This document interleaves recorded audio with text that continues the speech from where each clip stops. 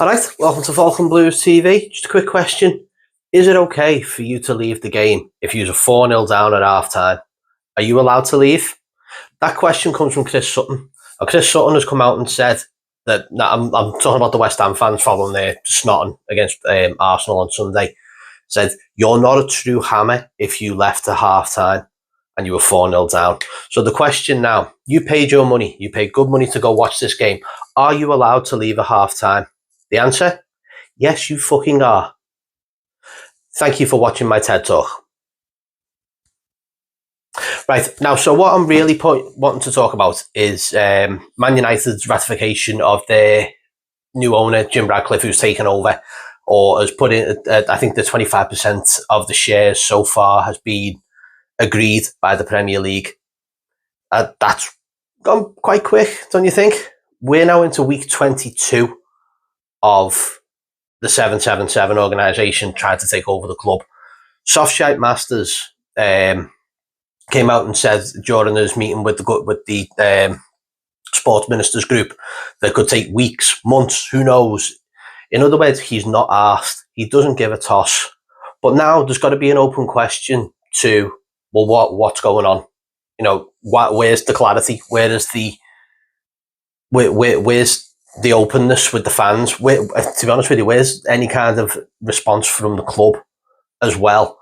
But surely to God now, if people are looking at this going, well, Man United literally took a few weeks to sort out what is going on with Everton's. You know, when you're looking at your ex-CEO, not Denise Edlock, beefy, fucking Keith Winers coming out and saying that he thinks that it could be gazumped and someone else could, underpin it and take over. Come on, let's give us some transparency here. I don't agree with how the club is being just put through the ringer at the moment, not just with the information over the 10-point deduction appeal, but also just this whole thing now. So we're about 125 million in the tank for this 777 group. Surely to God, the money that they're putting in should be going, okay, well, actually, yeah, we should. They are allowed to take over the club. But where is this ratification? What's going on? Is there more to it? Does the Premier League need more answers? And if so, what are they? And I think now that the media need to be answering these questions as well and asking these questions of the club, of the Premier League, of its masters.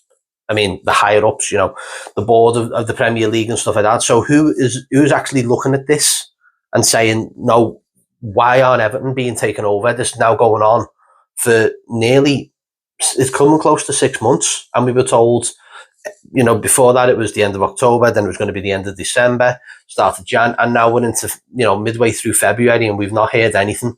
So what is going on? That's what we need to know, and we need to be asking the questions, and the media need to be helping support the club at this moment and saying, well, actually, this is what the Premier League are doing. This is why they're not ratifying the sanction of the deal. And it's taken too long. It's stressing people out. You know, I've said this on a few occasions that it's not just about the takeover of the club. It's a takeover of someone's life, almost. Do you know what I mean? It's a mental health thing for a lot of people, and people need to be.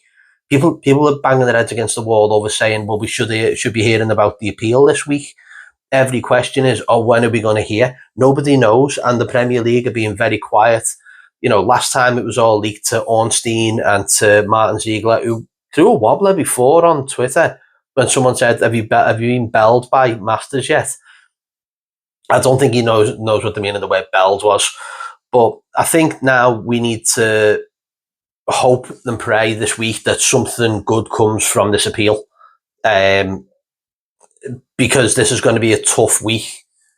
You know, not just with, obviously Man U getting taken over so quickly is going to raise eyebrows for a lot of people, and we need to start asking this question.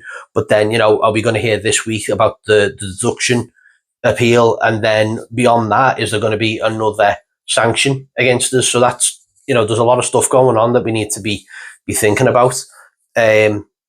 Let me know what you think in the comments, because obviously this isn't just affecting me and Paul and Falcon Blues TV. This is affecting all the Evertonians. It's affecting everybody. It's affecting you. And You know, we're just trying to bring you whatever news we hear, or, you know, obviously our opinions on it. So we need, you know, how are you feeling? You know, sorry, I sound like Holly Willoughby then. How do you feel about it though? Genuinely, you know, do you think, are you hopeful of the 10 points coming back, or at least a fraction of them? You know, do you think the 7-7 group are going to take over, or there's another group waiting in the wings to take over the club? A lot of questions need answering this week, and I think once we know the outcome of the appeal is when we'll start to hear more about whether this group's going to take over or not. But until then, just watch this space and just hope for good results and a good outcome this week. They should take us well into Palace. So nice one for subscribing. Up the fucking toffees. Colin Chong. See you in a bit.